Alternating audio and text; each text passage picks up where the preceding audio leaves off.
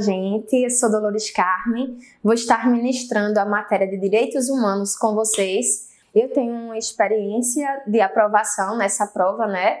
A prova do TJ aqui de Pernambuco, eu fui aprovada na prova objetiva em segundo lugar. Então, a gente está na mesma praia, na mesma área e tenho certeza que a gente vai gabaritar as questões de direitos humanos. Queria fazer umas considerações iniciais bem importantes. Direitos humanos, para a gente, vai apresentar bastante legislação. Então, é importante, se a gente analisar o edital da prova, que a gente esteja focado em conseguir manter o foco na lei. A gente vai ver que nas provas anteriores da IBFC e de todas as outras, eles têm se concentrado bastante em trazer para a gente muita letra de lei. Então, se a gente conseguir, durante esse tempo, analisar, tá certo, as leis que o edital tem apresentado para nós, a gente vai conseguir gabaritar essa prova, tá certo? É a prova da nossa aprovação. Então, vamos lá. Antes da gente entrar na matéria de fato, nós temos, analisando o edital, o primeiro ponto, os precedentes históricos dos direitos humanos. E diante desses precedentes, é importante que a gente faça considerações iniciais que vão fazer com que a gente tenha os mecanismos necessários para interpretar a nossa matéria. A gente não vai começar ela logo diretamente indo para o precedente, mas a gente vai ter as considerações importantes que a gente vai levar para a prova e vão fazer com que a gente possa interpretar cada questão melhor. Vamos com certeza ter aqui o material necessário para a nossa aprovação. Então vamos lá. Primeiramente, a gente vai falar o que são os direitos humanos. Bem, direitos humanos são os direitos inerentes a todos, independente de raça, sexo, nacionalidade, idioma, religião ou qualquer outra condição. Os direitos humanos, eles são universais, são para todos. A gente vai encontrar, diante de várias doutrinas e pessoas que têm se debruçado sobre a matéria, diferenças que são importantes a gente carregar conosco dentro desse tópico de conceituação da matéria. Primeiramente, uma diferença entre direitos humanos e direitos fundamentais. Direitos humanos e direitos fundamentais são a mesma coisa? A gente vai fazer uma diferenciação entre essas duas terminações. A diferença entre elas não é uma diferença, vamos dizer, axiológica, ou seja, uma diferença de valor. Ela é uma diferença de terminologia, mas é necessário que a gente carregue conosco o que é cada um desses conceitos. Primeiro, direitos humanos. Direitos humanos é uma expressão utilizada pela filosofia do direito e também no plano internacional, quando nos referimos a tratados, pactos, convenções, acordos no plano internacional que tratem sobre os direitos à vida, à liberdade, propriedade, igualdade e segurança e todos os seus desdobramentos. Esse grupo tão especial de direitos, a gente usa a denominação de direitos humanos e não de direitos fundamentais. Por quê? Os direitos fundamentais, na verdade, seriam os direitos humanos sendo protegidos dentro do nosso ordenamento interno. Então, mais uma vez, frisando para vocês, não há uma diferença entre direitos humanos e direitos fundamentais. A diferença é de terminologia, mas os dois se dedicam a proteger o princípio da dignidade da pessoa humana, que vamos ver que é o eixo mais importante dos direitos humanos e de todo ordenamento jurídico. A dignidade da pessoa humana, como eu falava para vocês, é o eixo valorativo da ordem jurídica. E ele tem uma dupla função para a gente. Qual é essa dupla função? Unificadora e hermenêutica. Em primeiro lugar, unificadora, porque ela unifica, ela junta, ela reúne tudo aquilo que a gente pode chamar de eixo de valores do nosso ordenamento jurídico. E em segundo lugar, a função hermenêutica, que quer trazer para a gente que ela inspira e limita a aplicação do direito. Hermenêutica, quando a gente estuda em direito, né? A gente vê que significa interpretação.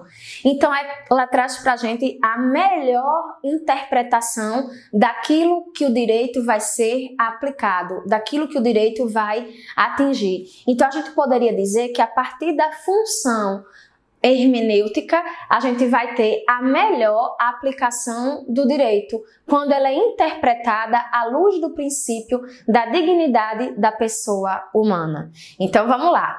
A gente já viu que tem uma diferença entre o direito humano e o direito fundamental, tá certo? O direito humano é o termo utilizado no plano internacional, na filosofia do direito, tá certo?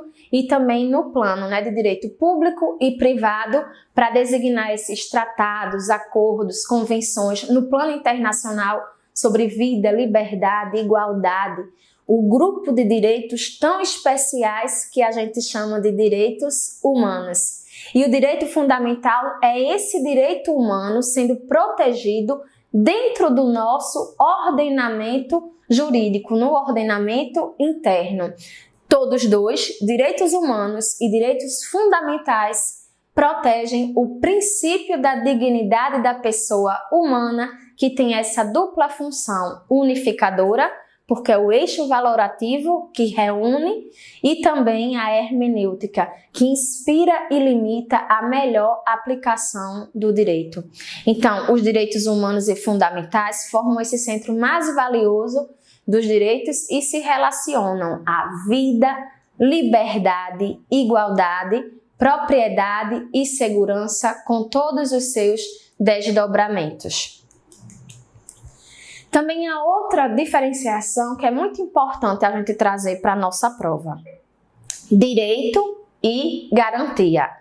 A própria Constituição, quando a gente está analisando ali os títulos, e vocês estão fazendo isso com um professor de constitucional, vocês vão ver que a gente tem lá no título direitos e garantias fundamentais. Ou seja, se o constitucionalista ele achasse que os dois teriam a mesma definição, ele não traria os dois no mesmo título. Então, primeiro, o que vem a ser direito? Direito, numa acepção clássica, diz respeito às declarações materiais que imprimem um sentido legal à existência da vida, liberdade, igualdade, propriedade. Numa acepção clássica, ela é a declaração da matéria que dá um sentido legal, um sentido de lei à existência da vida, da liberdade e da propriedade. Mas o direito, não adianta a gente falar, a gente declarar, se a gente não consegue defender ou proteger. É preciso não apenas declarar, mas é preciso que a gente busque, que a gente defenda esse direito, que a gente garanta. E as garantias, elas são os mecanismos processuais que vão fazer com que a gente possa defender, buscar o nosso direito. Então, o direito declara, as garantias protegem. É preciso que a gente tenha a ação dos dois. As garantias, elas traduzem-se no direito dos cidadãos de exigir dos poderes públicos a proteção necessária para que seu direito, de fato, ele seja efetivado, ele seja concretizado. Então, as garantias, elas têm uma natureza instrumental. Elas são os instrumentos para o qual a gente vai conseguir chegar de fato à existência do nosso direito. A gente sentir ele ser substancializado, concretizado, efetivado. Ela consegue isso através da limitação do poder e possui esse caráter de instrumento, atuando como um mecanismo de prestação do direito. Então, o direito declara, a garantia ela protege, tá certo? Vamos lá, turma. O núcleo dos direitos humanos, ele é formado pelos direitos principais que são vida, liberdade, igualdade, propriedade e segurança, e todos os seus desdobramentos. Esse é o núcleo principal dos direitos humanos: vida, liberdade, igualdade, propriedade e segurança. Agora a gente vai fazer já uma introdução bem importante para a gente e que também já é matéria da nossa prova. A gente tem aí no primeiro ponto do edital os precedentes históricos, tá certo, dos direitos humanos. E a gente vai começar a falar agora das gerações dos direitos humanos. Importante considerar para vocês que nós vamos encontrar diante da doutrina e de vários materiais que a gente pode pegar focados em concurso público, 6 gerações de direitos. E a gente sabe que em prova o que vem a ser cobrado de verdade são as 3 primeiras gerações. Porque as últimas 3, elas são alvo de muita polêmica, de discrepância, de certo sentido, e a gente vai ver que a prova, aquele examinador, ele vai querer trazer para a gente algo que não seja alvo de questões dúbias, questão de dupla interpretação. Então ele vai pegar para a gente, e a gente tem sentido no que temos analisado de outras provas, de editais semelhantes a esse, que o que é cobrado geralmente são as 3 primeiras gerações. Mas de toda forma nós vamos falar de todas elas aqui para que a gente tenha a bagagem necessária para a gente gabaritar, tá certo? Então, primeiro vamos falar para vocês dessa primeira geração dos direitos humanos, e ela é marcada pela passagem do Estado absolutista para o Estado liberal. No direito, a gente tem uma máxima que dizia assim: o rei não erra. O rei era o Estado e o Estado era o rei. E não havia possibilidade de que o Estado ou o rei estivesse errado. Na passagem do Estado absolutista para o Estado liberal, a gente já vai encontrar a figura de um rei que canalizava todo o poder, ele era o Estado estava nas mãos dele, tudo que ele fazia era correto. E a gente passa agora a enxergar o indivíduo como o ponto principal da situação. Agora, o protagonista é o indivíduo e ele não quer mais abaixar a cabeça para o Estado. Então, nessa época não havia proteção das liberdades individuais. A gente vai ver, e aí o professor de história, né, Isaqueu, vai ter de falar com mais propriedade para vocês, de que a gente encontra nos materiais: o cidadão não tinha direito à liberdade, o cidadão não tinha a sua propriedade, ela podia ser requisitada pelo Estado e a gente não tinha o que fazer sobre isso. E aí agora a gente vê um indivíduo que não quer mais abaixar a cabeça para o Estado, ele é o protagonista e as liberdades são chamadas de negativas, porque o indivíduo não quer mais a intervenção estatal. Nós estamos falando da passagem, não é, do Estado absolutista para o Estado liberal. E como ele não quer mais essa influência, essa intervenção do Estado, nós chamamos de liberdade negativa, porque o que interessa para o indivíduo é o não fazer estatal. A gente quer que o Estado realmente não faça, que ele não intervenha, que ele não fira as liberdades individuais. Por isso a gente chama liberdades negativas, é o não fazer estatal. O Estado não atua, não intervém, não age para que eu, indivíduo, possa alcançar meus direitos e meus objetivos. Aqui a gente está buscando uma igualdade formal, uma igualdade na lei. Exemplos desses direitos é a vida, propriedade, liberdade de pensamento e manifestação. É a geração dos direitos civis e políticos. A primeira geração é a geração da passagem do Estado absolutista para o Estado liberal, das liberdades negativas, da abstenção do Estado, ou seja, a sua não atuação, e que busca uma igualdade formal. Igualdade formal porque é uma igualdade na forma, é uma igualdade na lei, mas ainda não é uma igualdade que é sentida de forma concreta, de forma substancial, diferente da igualdade material, que a gente vai ver agora na segunda geração. Então, a palavra para essa primeira geração são direitos civis e políticos, não atuação do Estado, liberdades negativas. Documentos importantes que a gente precisa falar e que marcam, tá certo? Eu quero que vocês tenham o segredo para a gente ter uma aprovação, viu, minha gente? Mesmo com o tempo corrido, ter aí um cadernozinho para você ir anotando as dicas principais, tá certo? Os macetes. E aí no material que está disponibilizado para vocês, vão anotando aí no cantinho aquilo que é importante. Os documentos que marcam essa primeira geração, vamos falar no contexto geral, nós temos o Bill of Rights, né? Que é de 1689. Se a gente fosse aprofundar mais um pouquinho, ele é um dos primeiros documentos que vem falar para a gente da separação dos poderes. Em segundo lugar, nós temos a Declaração de Virgínia, de 1776. Também é o primeiro documento a reconhecer que a gente tem direitos inerentes do ser humano, tá certo? E por último, a Declaração dos Direitos do Homem e do Cidadão, de 1789. Isso nos documentos a nível, mundial. Aqui no Brasil, documentos que fazem parte dessa primeira geração, que trazem esses direitos para a gente pode falar da Constituição do Império de 1824 e também da Constituição da República de 1891. São exemplos de documentos, tá certo, que marcam essa primeira geração.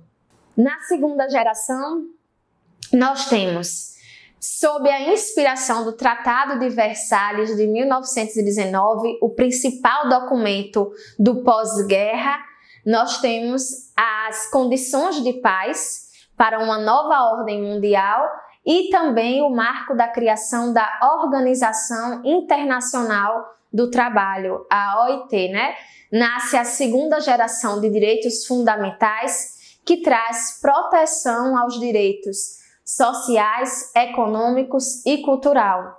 Aqui nós estamos falando de uma segunda geração, uma geração de direitos positivos, liberdades positivas. O indivíduo começa a entender de que para que realmente ele alcance seus objetivos, para que ele alcance aquilo que é do seu direito, na verdade o Estado ele precisa agir, ele precisa atuar, ele precisa intervir para que a gente tenha a prestação correta do Estado e a gente atinja de forma os nossos direitos sociais, os nossos direitos culturais, as nossas liberdades positivas, tá certo? Para que se garanta a saúde, trabalho, moradia, direito dos trabalhadores, a gente precisa aqui da atuação do Estado. O que o indivíduo quer agora, na segunda geração, é a igualdade material. Ou seja, a igualdade na matéria, aquela que pode ser sentida substancialmente. Aí você vai diferenciar, você vai se lembrar na sua prova. Igualdade formal é aquela que é na forma da lei. Como a gente vê muito, na forma da lei. Então era uma igualdade que estava na lei. Mas agora a gente quer uma igualdade material, matéria, aquela que a gente pode sentir realmente, tá certo? Na convivência em sociedade. A segunda geração dos direitos fundamentais traz a proteção aos direitos sociais, econômicos e culturais. A gente quer agora as liberdades positivas, a atuação estatal e uma igualdade material que pode ser sentida. Vamos para os documentos importantes dessa segunda geração, que são, no mundo todo, a gente vai ter a Constituição Mexicana de 1917, a Constituição Alemã de 1919 e o Tratado de Versalhes, 1919. Como eu falava para vocês, o Tratado de Versalhes ele é o documento principal que serve de inspiração para a segunda geração. E aqui no Brasil, o documento que a gente tem como exemplo dessa segunda geração de direitos é a Constituição de 1934 da Era Vargas, tá certo? A gente tá agora encerrando o nosso primeiro bloco, tá certo? Para vocês. E já vai indo para o próximo, já me despeço de vocês. A gente já pontuou aqui considerações importantes sobre a conceituação do que são direitos humanos, inerentes a todos. Fizemos a distinção entre direitos humanos e direitos fundamentais. Falamos do princípio da dignidade da pessoa humana e da sua dupla função dentro do ordenamento jurídico para nós, a diferenciação entre o que é direito, o que é garantia, e começamos a passear pelas gerações dos direitos humanos, vindo as duas primeiras gerações. Eu me despeço de vocês e vamos para o segundo bloco, onde a gente vai terminar as gerações, ver as características e fechar com os precedentes históricos que estão pautados e pontuados no edital. Espero que tenham gostado e vamos gabaritar e ser aprovado, ok?